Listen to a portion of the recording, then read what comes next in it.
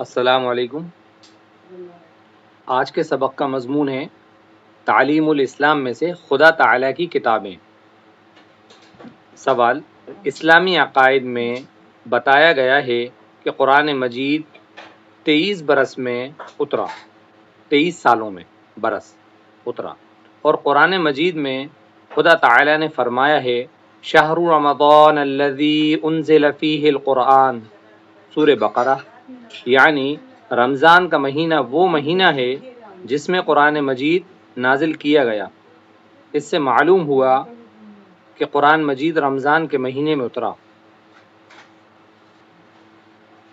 اور قرآن مجید میں دوسری جگہ فرمایا انا انزلناہ فی لیلۃ القدر، سورہ القدر، یعنی ہم نے اس قرآن مجید کو شب قدر میں اتارا۔ اس سے معلوم ہوا کہ قرآن مجید شب قدر میں اترا۔ یہ تینوں باتیں آپس میں ایک دوسرے کی مخالف ہیں، ان میں سے کون سی بات صحیح ہے؟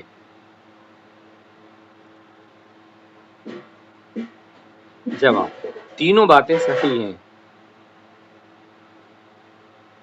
بات یہ ہے کہ قرآن مجید کے نزول دو ہیں۔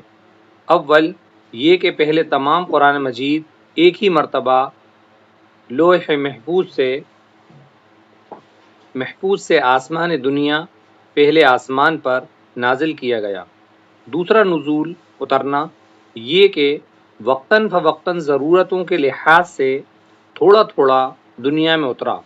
پس قرآن مجید کی ان دونوں آیتوں میں نزول سے پہلا نزول مراد ہے کہ رمضان شریف کے مہینے کی ایک رات میں جو شب قدر تھی لوح محفوظ سے آسمان دنیا پر نازل ہو گیا، اور 23 برس میں نازل ہونے سے دوسرا نزول مراد ہے کہ آسمان دنیا سے حضور رسول کریم صلی اللہ علیہ وسلم پر 23 سال میں نازل ہوا۔ پس یہ تینوں باتیں آپس میں مخالف نہیں بلکہ تینوں صحیح ہیں۔ سوال: قرآن مجید کے نزول کی ابتدا کہاں ہوئی، یعنی کس جگہ قرآن مجید اترنا شروع ہوا؟ جواب: مکہ معظمہ میں ایک پہاڑ ہے جس کا نام حرا ہے، حرا، اس میں ایک غار تھا۔ حضور رسول کریم صلی اللہ علیہ وسلم اس غار میں خدا تعالیٰ کی عبادت کرنے کے لیے تشریف لے جاتے تھے اور کئی روز تک اس میں رہتے تھے۔ جب کھانا ختم ہو جاتا تھا تو مکان پر تشریف لا کر پھر کئی روز کا سامان لے جاتے اور تنہائی میں خدا تعالیٰ کی عبادت کرتے رہتے۔ اس غار حرا میں حضور صلی اللہ علیہ وسلم پر قرآن مجید اترنا شروع ہوا تھا۔ سوال: قرآن مجید کے نزول کی ابتدا کیسے ہوئی؟ جواب: حضور صلی اللہ علیہ وسلم اسی غار حرا میں تشریف رکھتے تھے کہ حضرت جبرائیل علیہ السلام آئے اور آپ کے سامنے ظاہر ہو کر آپ سے فرمایا کہ اقرأ۔ یہ لفظ سورہ علق کا پہلا لفظ ہے اور اس کے معنی ہیں پڑھ۔ حضرت صلی اللہ علیہ وسلم نے فرمایا کہ میں پڑھا ہوا نہیں ہوں۔ اسی طرح 3 بار ہوا۔ پھر جبرائیل علیہ السلام نے یہ آیتیں پڑھیں: اقرأ بسم ربک الذی خلق، خلق الانسان من علق، اقرأ وربک الاکرم الذی علم بالقلم، علم الانسان ما لم يعلم، سورہ علق۔ اور ان سے سن کر حضور صلی اللہ علیہ وسلم نے بھی پڑھ لیں۔ پس یہ آیتیں قرآن مجید میں سب سے پہلے حضرت صلی اللہ علیہ وسلم پر نازل ہوئی ہیں۔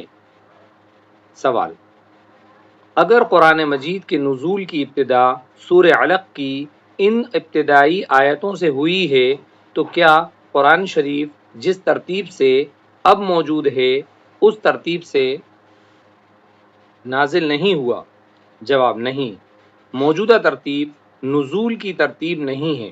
قرآن مجید کا نزول تو ضرورت اور موقع کے لحاظ سے ہوتا تھا، ضرورت اور موقع کے لحاظ سے ہوتا تھا، مگر جب کوئی صورت اترتی تھی تو حضور رسول کریم صلی اللہ علیہ وسلم بتا دیتے تھے اس سورہ کو فلاں سورہ کے بعد اور فلاں سورہ سے پہلے لکھ لو،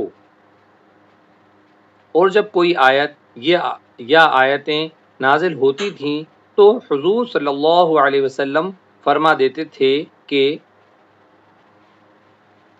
اس آیت یا ان آیتوں کو فلاں سورہ کی فلاں آیت کے بعد اور فلاں آیت سے پہلے لکھ لو۔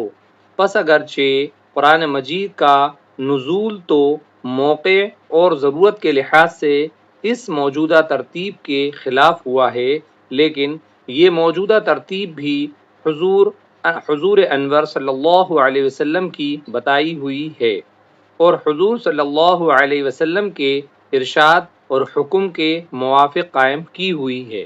انشاءاللہ اس کے بعد کافی بڑا سبق ہے، حصوں میں بانٹ رکھا ہے، 5واں سبق ریکارڈ کریں گے۔ السلام علیکم۔